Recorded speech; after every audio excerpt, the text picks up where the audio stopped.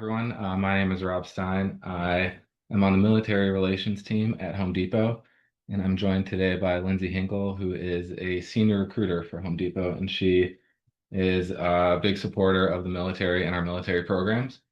I myself am an Air Force veteran. I separated about 5 years ago and joined Home Depot through our Skill Bridge program, our military fellowship program, and haven't looked back since. And so today we're just going to go over a quick overview of what the company is and kind of how we are integrated with the military and what we do for our military associates and also the military community.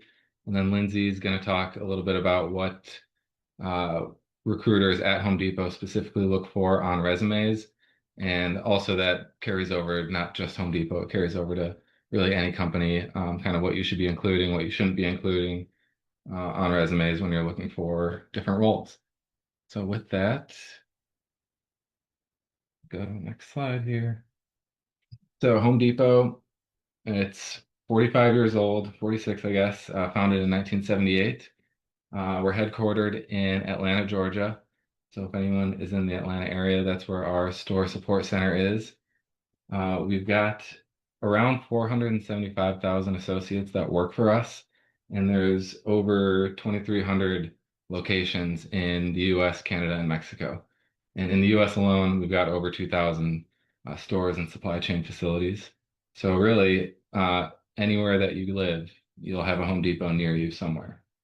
Um, our total sales last year, you can see we sell a lot of stuff. Our customers are what drive us, and our stores are the ones that bring those customers in and make us successful. And so the stores are the heartbeat of the company. When you think of Home Depot, you think of the stores, but there's more to it than just the stores as well. We've got a huge supply chain network and also our corporate headquarters, like I mentioned, in Atlanta. Um, we are a growing company. We are the number one home improvement retailer in the world, and we're not slowing down. We continue to open new stores every year. We're acquiring new businesses. As you can see, SRS Distribution is the most recent one, and we are working on our delivery speeds to make sure that people can get what they need when they need it and where they need it. And with that, I'm sure you've seen that most companies on their websites, they've got their set of values that they put on their website. Home Depot is no different. We've got our values wheel. But one thing we do differently than other companies is we actually live by the values that we post on our website. And so in the military, whether you're a veteran, military spouse, you're kind of ingrained with the values of the service or of the branch of service that you are connected to. And that translates very well to Home Depot. Just seeing people, whether we're doing the right thing by the customer or we are taking care of our people or giving back with our Home Depot Foundation, you can see those values in action every day. And that's what really draws our military community into the stores. And it's what keeps our military associates working for us for such a long time. And then with that, our inverted pyramid, I mentioned that the customers are the reason that we're here today. And we truly make sure that the customers are taken care of. And then those frontline associates in the stores, in the supply chain facilities, out in the field are the ones that are also taken care of because they're face to face with our customers day in and day out. And I mentioned that Home Depot, you think of the stores, you love it, you go in every day, but it's not just stores. So we do have over 2,300 locations of our store network throughout North America, but we also have over 170 supply chain and distribution centers, as well as our corporate office. And you can do anything from a store associate working the cash register, start in store leadership, and then continue on from there. I think there's a stat, it's something where I think it's 90% of our executive leadership team at Home Depot came from the stores, starting out as the hourly worker in the store and worked their way up. And then how Home Depot is connected to the military. So we've got over 35,000 veterans and military spouses that work for Home Depot. I mentioned there's almost 500,000 associates total, and a good chunk of that is veterans and military spouses. But these are a talent pool that we know their value and we go after it relentlessly. And so we know that military members, whether it's veterans or spouses, they bring strong leadership and discipline skills. They've got that service-oriented culture that lines up very well with our values wheel, the teamwork and camaraderie. The list goes on and on. And so we know that military members are huge assets to our company, and we have policies in place that really make sure that they're, well respected and well taken care of. And so some of these things that we do, so not only for our military associates, but also for our military community, on our military careers page, which is careers.homedepot.com/military, we have a thing called Mission Transition.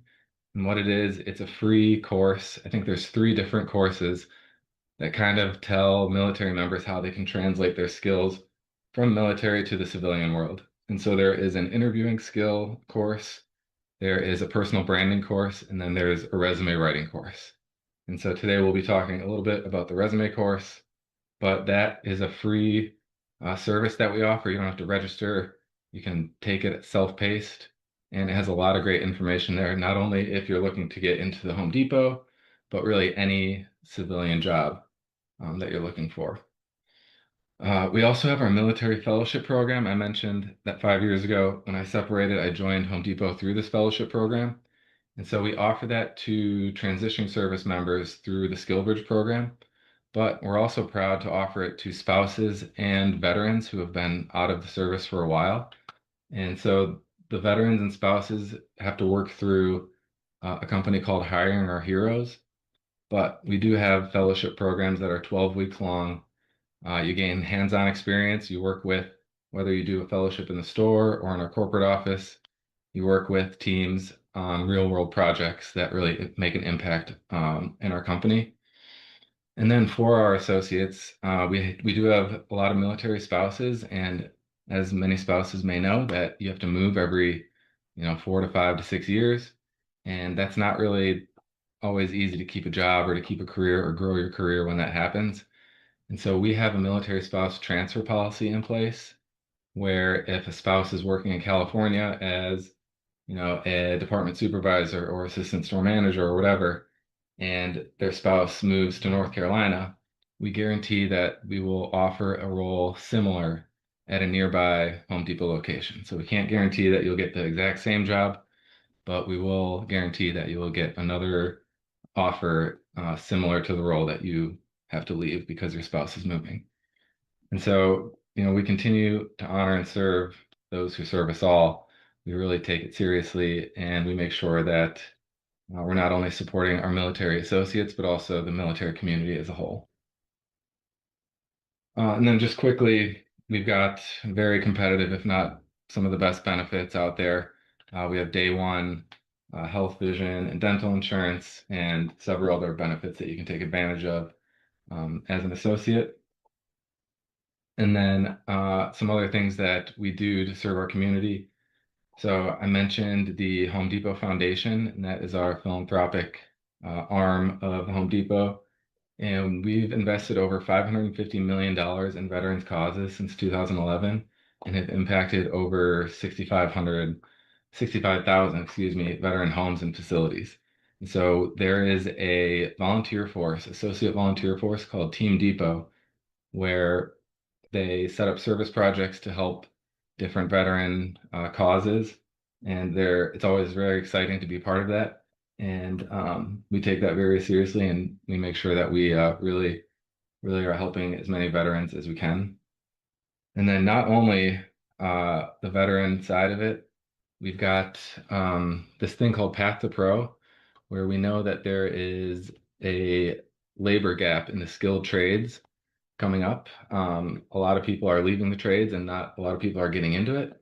And so we've got our Path to Pro network that can, train and certify people who are interested in skilled trades jobs. And then it also connects contractors to employees who are looking for work. And so that is a great program that the foundation runs. And then lastly, our disaster support. Anytime that there is a disaster, we show up. We're one of the first people there. Luckily, we haven't been too busy this year. I don't want to jinx it or anything, but hopefully we continue to stay quiet this year, but if anything happens, we're there, and we're one of the first people.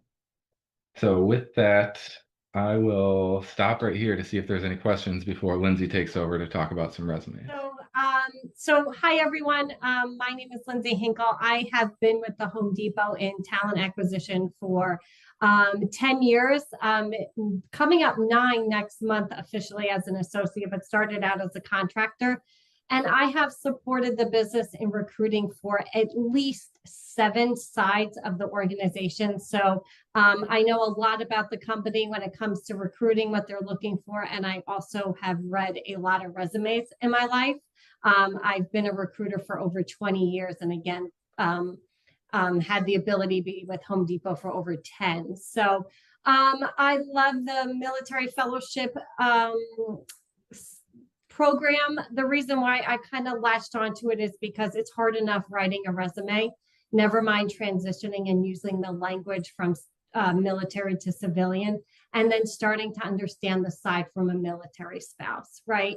When you're a military spouse, it looks like you're job hunting. So as a transitioning military professional or a military spouse, is how do you explain that? What do you put on your resume? How do I tell somebody the language, whether it is, again, the military speak, or how do I speak to it as a military spouse? So I'm just going to give you a little tips and tricks. This is open-ended. So obviously, if you want to stop me, feel free to jump in, ask anything, throw it in the chat, but we can go to the next slide. So basic information. Put your name there. I always say put it a little bit bigger. It doesn't have to be that big, but definitely put your name a little bit bigger in font. You do not have to put your full address. We don't need it. Everybody in Atlanta puts Atlanta. As a recruiter, we're probably going to ask you where in Atlanta, because I know everybody doesn't live in the city. And then a phone number. Make sure it's your right phone number. I had a phone call today that it was the wrong phone number and I couldn't get in touch with somebody. So I know it sounds silly, but let me tell you, it happens every day. Email address, as you see there, you can make it a hyperlink if you want. If not, just put it right there. Again, going to hyperlinks, make sure if you're going to put LinkedIn, make sure your LinkedIn matches your resume. So if you're going to put something on there, make sure it's as up to date as your resume. And then again, make sure your link works. So if I copy and paste that, or I use the hyperlink, it takes me to that. Twitter, blog portfolio. I only say that if you're like in marketing or you want somebody to look there or go to your blogs or something like that. But again, that could be in a future state. But really just keep this as simple as possible. I know it's out there that people put pictures and colors and stuff like that. Please don't put your picture. I don't want your picture on the resume. I promise you, I've seen things that I'm like, oh, okay.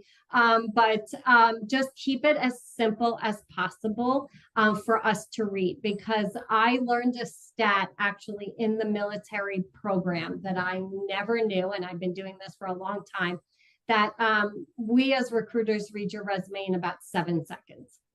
So I am looking for things for 7 seconds. So if I see your picture, 3 of that has been taken away, right? So don't put your picture, don't make it fancy and stuff like that. Like exactly what you see here is just kind of your standard basic.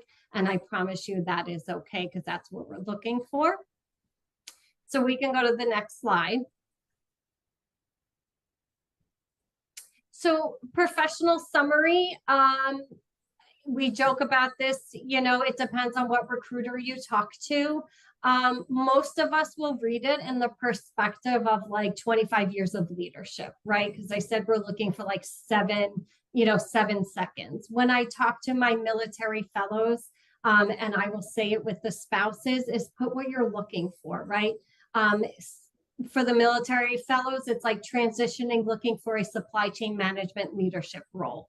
Same thing with spouses. If you've had a career but you had to jump and it looks a little bit off, you can just really use 1 or 2 sentences to say what you're looking for. Military spouse looking to back into HR, looking to transition into analyst position. Just something very simple there. We are going to look through your resume for in things like your skills and all that, or, a sequel, or if you have that type of technical skill somewhere else in the resume. So I always say with the summary, keep it as brief as possible. Also, if you're relocating, and that is on your resume, you can say relocating without assistance needed, because that's sometimes if you're looking for different states, you may think that a resume is going to be passed over because you're living in a different state. So you can tell us that in your summary, I don't need assistance, and then explain that, it's a transition. When it comes to bullet points, I love this type of look. So if you see like kind of right underneath there, September 2016 to September 19, the title, the company, and 3 bullet points, that is perfect. That is all we need. It could be 4 to 5 bullet points. I know some jobs are more in depth than others, and that's okay. When it comes to the how many years, 10 years, 15 years, whatever it is, I've been with Home Depot 10 years. It's hard for me to put that on one page alone. But I've also had management experience outside of Home Depot. I want people to know that. So I kind of summarize that on the bottom and do Home Depot and all my roles with Home Depot on top, if that makes sense. So if it is relevant, if it is past 10 years and you want somebody to know it, just put the company, the dates, and a little bit of a bullet point. It doesn't have to be the 4 to 5 bullet points. But again, I had sprint management experience. I just put sprint, led a team of 20 people. Education, put it there if you have it. If you're just recently graduating, no matter how young or old or new or whatever it is, I would put it on there. If it is something that you're a certificate and going towards that certificate, it's okay to put it on there, like SQL certification completed in 2025. That is okay to show that you're working on yourself, you're building something up. If you completed like a management course or something like that, you could put that in certificates. If it's not new, it doesn't have to be on the top. Put it on the bottom as it is here in the resume, but it's okay to put on there, or anything that you're working towards, perfectly okay to do that. So yeah, so this slide again is just kind of, and I got a question in the chat, starting with military spouse. No, yeah, so yes, you can copy these examples. Absolutely. I love this format. To the military spouse professional, I'm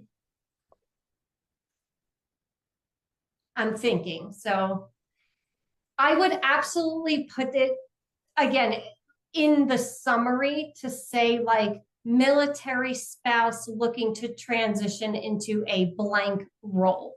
So when they potentially read the summary, that will explain us what we consider, and call job hopping.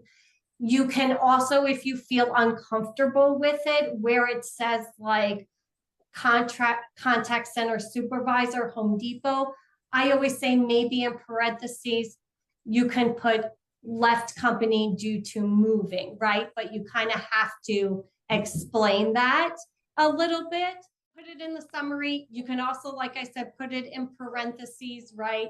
That you had to leave due to moving.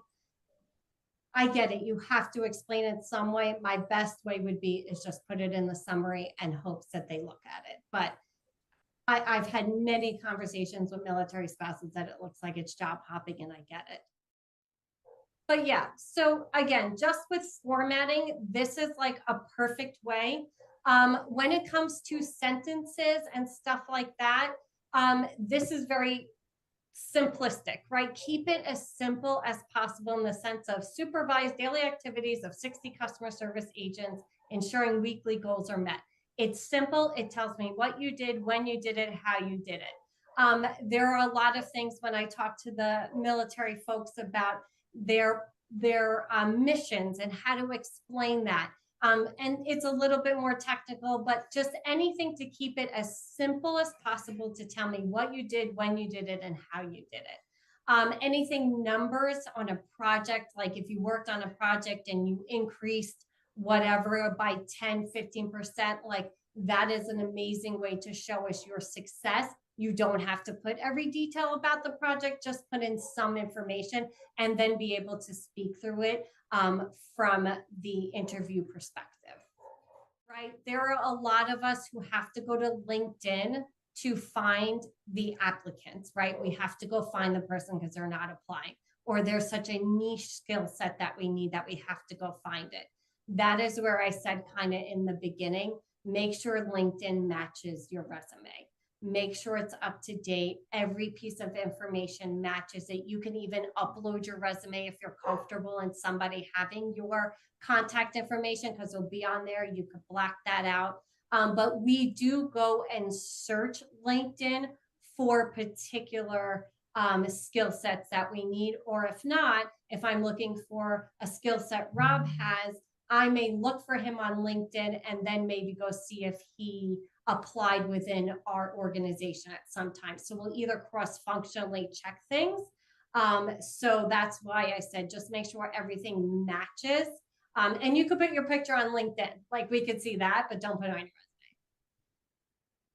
resume. And when it comes to applying, the other advice that I give any individual, military or outside, is don't throw spaghetti. Make sure you're strategic about applying, because every recruiter has the visibility in most companies to see every job that you apply to. So a lot of our transitioning folks will make the joke that they applied to 30, 40 position within Home Depot and they never got a job and they never got a call. Well, it looks like you don't know what you're looking for. And that's fine if you don't, but do a little bit more research on what the role really is before you apply, and have the ability to potentially try to get somebody through LinkedIn. But don't throw spaghetti is what I call, and hope something lands, because we can see it. And if you're applying for an analyst, a project manager, and a senior manager, that's a little confusing to us because we don't know what you're particularly looking for.